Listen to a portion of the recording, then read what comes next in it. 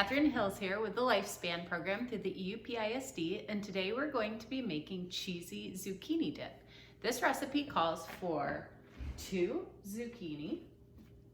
This zucchini is actually out of my garden. My zucchini and squash plants are kind of going crazy right now. I have all kinds of squash and zucchini growing.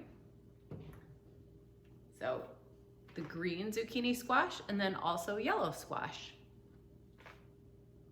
It also calls for tomato, fresh basil, which I also have some basil growing in my garden, but there wasn't any ready today, so I bought this at the grocery store.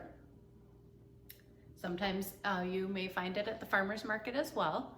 And then it also calls for some chopped garlic and just a little bit of pepper. So first we're going to turn my oven on to medium, and we're going to combine the tomatoes, which I have already chopped. Here are our chopped tomatoes. I'm gonna add that into our medium-sized pot. Combine the tomatoes, the basil. It calls for 2 tablespoons of basil, which I've already chopped in this bowl. Add that right in with the tomatoes. And then 2 or 3 teaspoons of garlic. I'm gonna do 3 because I personally really like garlic.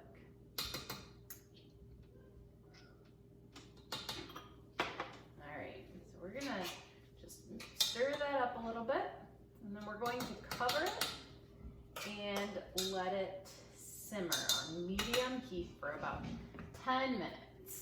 When that is done, we will be back.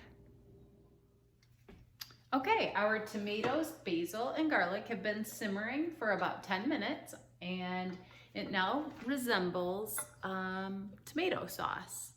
So we are now going to add our zucchini and our squash. So the recipe tells us to grate our zucchini. So here is a cheese grater, and so I actually cut mine into smaller sections and then grated it, just like that with the grater, so that it now looks like this. And we're gonna add that right in there with our tomato mixture. Give that a really good stir. Zucchini and squash both have high water content, so this will cook down and get more sauce-like. It'll get really soft. Okay, we'll do the same with our yellow squash that we shredded already.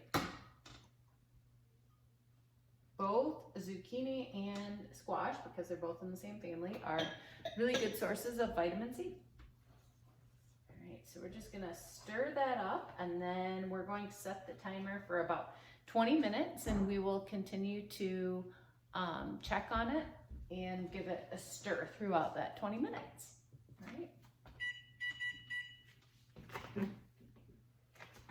Okay, this has been simmering for about 20 minutes now, and it looks a little like this. So it's not very liquidy. I may have cooked it a little bit too hot.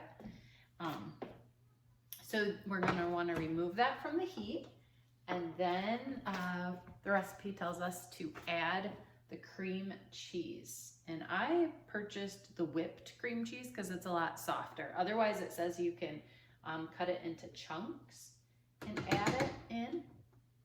So we're just I'll add a little bit and stir that up so that it's gonna have a creamy consistency, I think.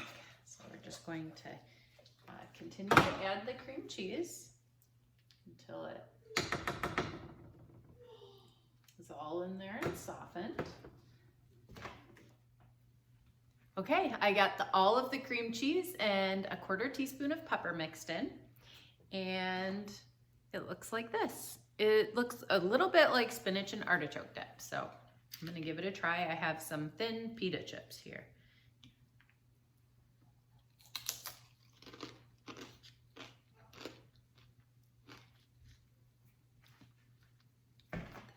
I think it's absolutely delicious.